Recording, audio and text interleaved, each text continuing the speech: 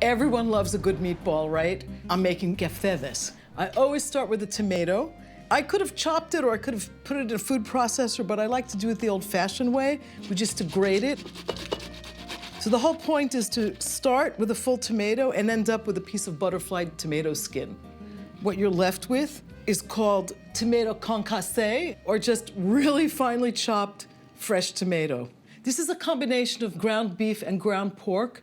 The reason I add tomato is it adds moisture to the mixture, and it also gives a nice color. I'm gonna start to knead this. I grated my onion in exactly the same way as my tomato. Don't be afraid to use your hands. The next ingredient is milk. I add it by sight. What you want is a meat mixture that's extremely moist, but still firm enough to hold its shape. I want to show you this before I add the breadcrumbs to it. This will hold its shape.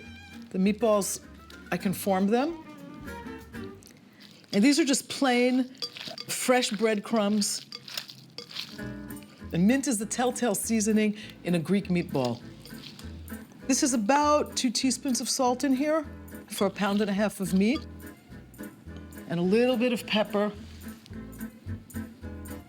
You can make them kind of any size you want. I like to make them about 1.25 inches in diameter.